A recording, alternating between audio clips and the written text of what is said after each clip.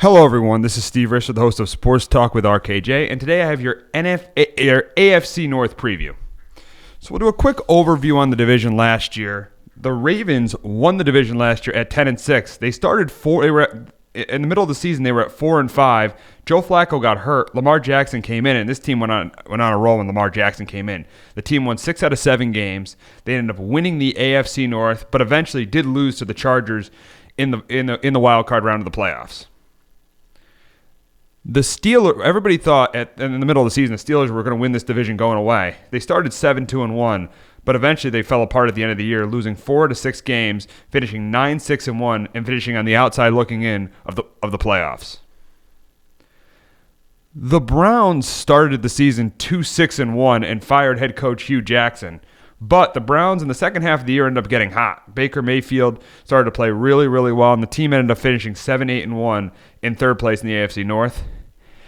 And after a 5-3 start for the Bengals last year, they ended up losing 7 of their last 8 games, which resulted in Marvin Lewis getting fired.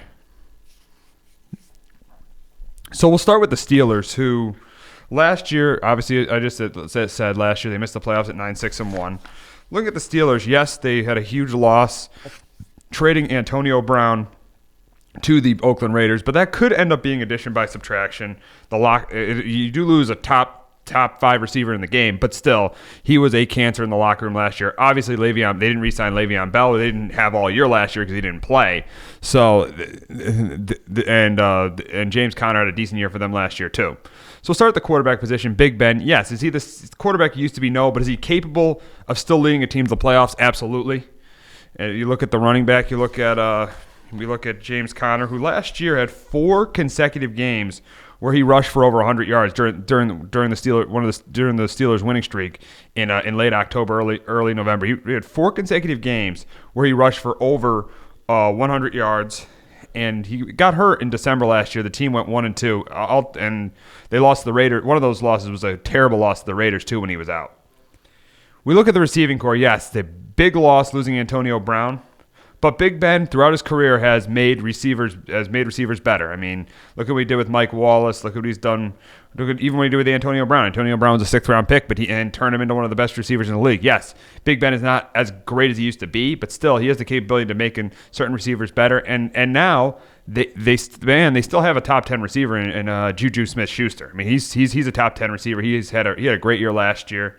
And you look at the other receivers. You got Eli Rogers. You got Dante Moncrief. Can Big Ben elevate one of those receivers and make the Steelers' passing game go when teams are doubling or trying to limit the production of Juju? Look at the offensive line. This offensive line is one of the top offensive lines in the league. Villanueva had a really, really good year last year. Marquise Pouncey is one of the best centers in the league. David Del Castro is one of the best guards in the league. Reuben Foster is decent too. So this offensive line is a really, really good group. I think this is the difference between the Steelers and the Browns this season. I think the Steelers' offensive line is clearly better than the Browns. I think that this could be a big difference, a big determining factor on who wins the division. We look at the defensive side of the ball, and you really, really have to like this Steelers front 7, led by Cameron Hayward. You got T.J. Watt, who had a really good year last year. They traded up to get Devin Bush. That's a really good pickup because obviously with what happened with Ryan Shazier, they need a middle linebacker. They definitely missed Ryan Shazier last year. I think Devin Bush is going to be a really good middle linebacker in this league. I think that was a really good pickup for the Steelers, getting Devin Bush. You look at the pass rushers. You got T.J. Watt. You got Bud Dupree. They both can get pressure on the quarterback. So could Cam Hayward. The one big question mark for the Steelers is the secondary, and Joe Hayden left practice. It was their best corner. Joe Hayden left practice yesterday with an ankle injury, and that's definitely going to be their biggest question mark. Is going to be the secondary. The front 7's really good for the Steelers, but their secondary is going to be their biggest question mark this year. The 2 big question marks are going to be how do they replace the production of Antonio Brown and their secondary. You could say Le'Veon Bell too, but James Conner had a pretty good year last year. When he was healthy, he almost rushed for 1,000 yards, and he missed 3 games last year. And as I said, he had 4 games where he rushed for over 100 yards. So he's definitely not Le'Veon Bell, but James Conner's a capable running back. So obviously the 2 big question marks are how do they replace the production of Antonio Brown, and does this secondary become a glaring weakness on this defense? And another thing is, how does Big Ben age? Does Big Ben fall off this year? Is he still like he was last year? And right now, what I think, in my opinion, right now, still continue to be a top 15 quarterback in this league, good enough to make the playoffs and win this division. We'll see what happens there. My prediction for the Steelers is I got them going 10-6, and I got them winning the AFC North. I got the Steelers winning the division, and I got them going 10-6. I'm going to go with that because experienced head coach, experienced quarterback with Mike Tomlin and Ben Roethlisberger, and I like James Conner. I like Juju. The offensive line's good, and I like this front seven. I don't know how far this team goes in the playoffs, but I got them winning the AFC North at 10-6. Now we'll go to the paper champions, the Cleveland Browns. And yes, they had a really good year last year. Baker Mayfield had a really good. I mean, for them, from where they came from 0-16, 7-8-1 was a really good year for the Browns last year. But they do come into the season with the first-year head coach in Freddie Kitchens, and there's a lot of egos on this team. They traded. Obviously, had that huge trade for Odell Beckham. They got Jarvis Landry. They got Baker Mayfield. They went out and got Sheldon Richardson in free agency. They went out and traded for Olivier Vernon. There's a lot of egos in this locker room, and it's going to be very interesting to see how Freddie Kitchens handles these egos in year one. Now, looking at Baker Mayfield, I mean, you can't doubt the guy could play. His accuracy is off the charts. My problem with him is his maturity. I mean, and you saw Saturday night at the Indians game. He shotgunned a beer in the middle of training camp. You got a lot of other quarterbacks that are they're watching film. They're not leaving that film room. Baker Mayfield's hanging out at Indians game, shotgunning a beer. And let me tell you, maturity is a big part of this. Is big at the quarterback position. And Mayfield, yes, he can play in this league. He absolutely can play. But you got to be constantly working on your craft. You can't be shotgunning beers during an Indians game. I don't think that's good. That's a good look for an NFL quarterback. I'm sorry, it's not a good look. And you go out and sign Odell Beckham, and I'm a Giants fan. Yes, Odell could be an issue in the locker room, but Odell works really, really, really hard at his craft. So, I mean, if Baker Mayfield is fooling around an Indians game, shotgunning a beer, that is not a good sign for somebody who you think is your franchise quarterback to be doing in the middle of training camp. So we look at this team, and I think really one of the key things they need to do with the Browns, especially late in the year, is they got to establish the run game. And I think they have, once they get Kareem Hunt back, because he's suspended for 8 games, they very easily could do that, because Nick Chubb is a good running back. He had a good year. Nick Chubb had a really good year last year as a rookie. And then once you get Kareem Hunt back, that 1-2 punch could be if the Browns are in it, that's what they really should even though they have Jarvis Landry and Odell Beckham. The one thing the Browns should focus on is getting that run game going, because that's going to set up play action for Beckham and Landry. And the thing about the Browns is this thing could really work if everybody's on the same page. This thing could really work. They could win the sky's the limit for this team. The problem is the maturity of the quarterback and a first-year head coach. Because you look at the receiving corps. Jarvis Landry, one of the top receivers in the game, and then they went out and got the huge trade, which has given them all this preseason hype. They went out and got Odell Beckham. And as a Giants fan, I watched Odell Beckham for 5 years. Yes, he could be he could be an issue in the locker room. But he's just. I think some people misunderstand misunderstand him. He's just a very, very, very, very competitive player. He's a great competitor. He wants to win as much as any player out there. I think those last 3 years with the Giants, with Eli declining, I think he got very, very frustrated. Yeah, should have he done that Lil Wayne interview last year? Absolutely not. But he is a great competitor, and I think that this thing can really work. If everyone gets on the same page, this thing can really work for the Cleveland Browns. I mean, this offense can be dangerous. Everybody gets on the same page. Now, look at the offensive line. That was a big strength for the Cleveland Browns last year, especially at the 2 guard positions at the center position with Joel Benito, J.C. Treader, and last year they had Kevin Zeitler, who they ended up having to trade to the Giants in the Odell Beckham trade. So the issue this year is they're not going to have Zeitler, so the offensive line won't be as good. And the weakness of this Browns offensive line is at tackle with Greg Robinson and Hubbard. So the offensive line, which was really good last year, could definitely be not as good this year. But if you want to get a skill player like you got to give up something to get Odell Beckham. So you got to give up a good offensive lineman. The Browns did that. They traded Kevin Zeitler to the Giants. They had to give up someone good to get someone, so that's what they ended up having to do. So the offensive line is definitely going to be a little bit of a question mark. We look on the defensive side of the ball, and I think this defense could be pretty good, especially against the pass, because you got edge rushers like Myles Garrett. Myles Garrett had a really good year last year. You got Olivier Vernon. You ended up picking up Sheldon Richardson. Yes, he's been on a bunch of teams, but he'll definitely help a defense, especially in the middle, because he can get pressure on the quarterback and he can stop the run. Linebackers a little shaky. Yes, Schobert and Kirksey have had a lot of tackles last year, but they struggled against the run, the Browns, last year, and that could definitely be a concern on their defense. You look at their secondary with Denzel Ward, they drafted in the first round. In the same year, they drafted Baker Mayfield. They got the safeties. They got Morgan Burnett and Darius Randall. So I think that this Browns team, looking at my prediction, I'm going to say 8-8, and here's the reason why. I'm going to say that 8-8. I'm just going to say they're going to go 8-8 and miss the playoffs. Here's the reason why. First year head coach, a lot of egos, and my other thing is I don't think Baker Mayfield is mature enough to be a consistent quarterback in this league. I mean, those are my two reasons why I like the Steelers over the Browns in the AFC North, and I think this Browns team misses the playoffs because of all the egos in the locker room. I think Freddie Kitchens is going to have a hard time managing those egos as a first-year head coach, and I think the maturity of Baker Mayfield needs to mature. I think he had a really good year last year. He went 7-8-1, almost won Offensive Rookie of the Year. But seeing some things he's done in the offseason, going after Colin Cowherd on Twitter, come on. You're an NFL quarterback. You shouldn't be going after Colin Cowherd. And then what he did the other night, shotgunning a beer during an Indians game. Come on, dude. I think the lack of maturity of Baker Mayfield and having a first-year head coach without even experience of being an offensive coordinator is going to be the reason why I think the Browns miss the playoffs and go 8-8. Moving on to the Ravens, who were the AFC North champion last year, I think the Ravens take a little bit of a step back this year.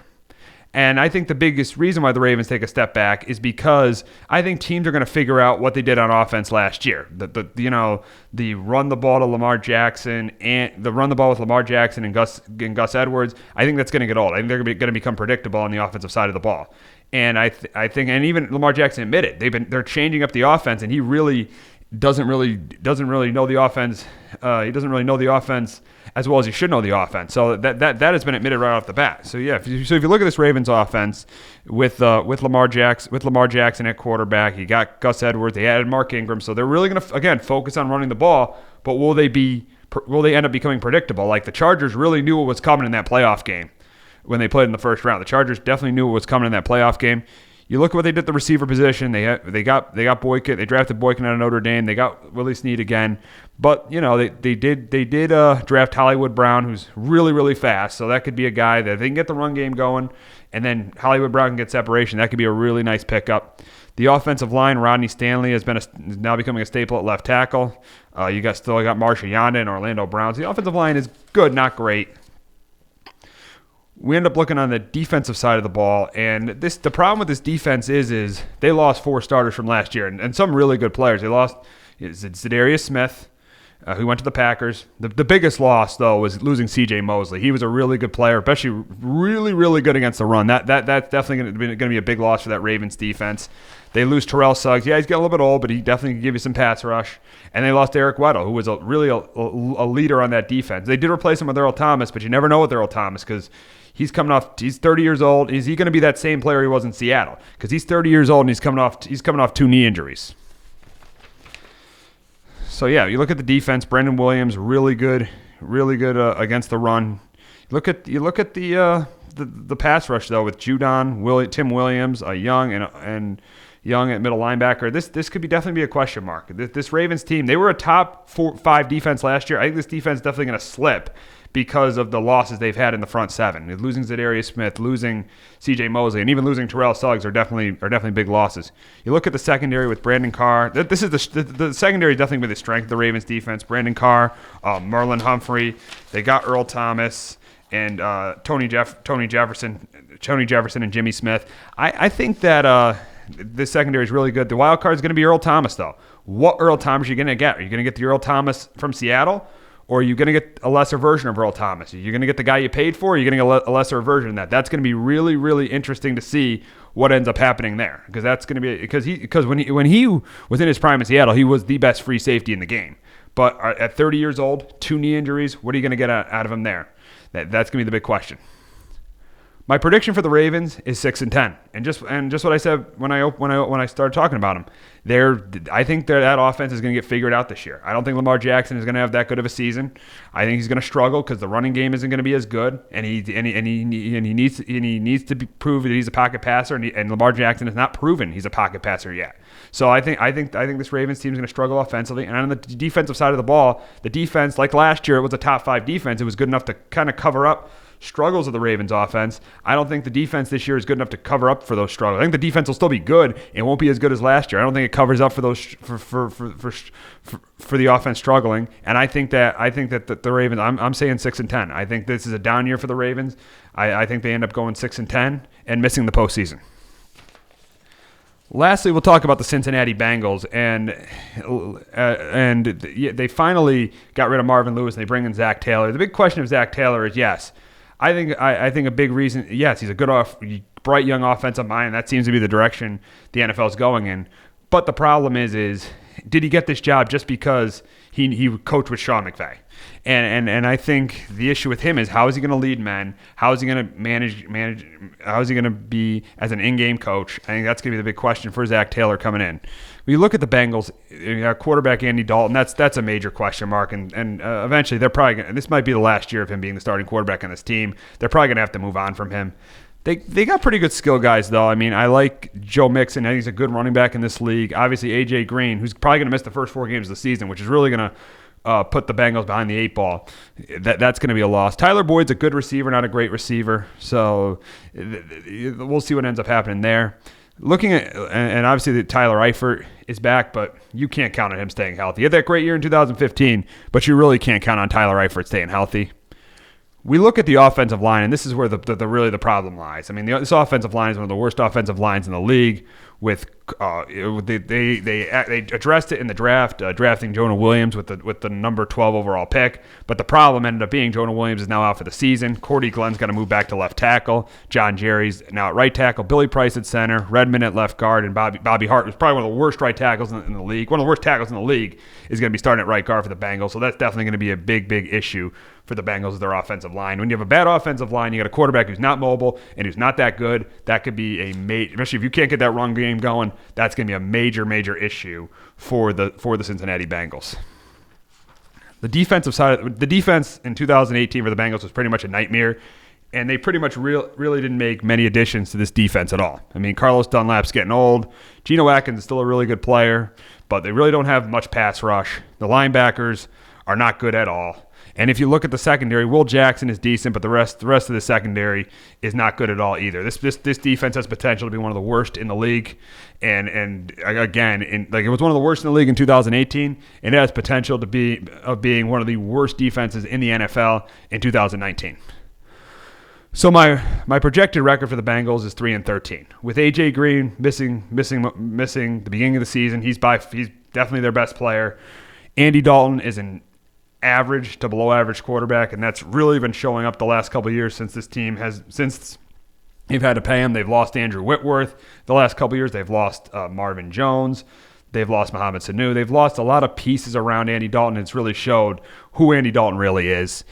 And I think, and again, this defense is just not good at all. I think this defense is outside of Geno Atkins is terrible, and I think it's going to have real problems. And I think this team is going to have real problems. And lastly, the offensive line is awful too. I think this is a recipe of being a disastrous first season for Zach Taylor in Cincinnati.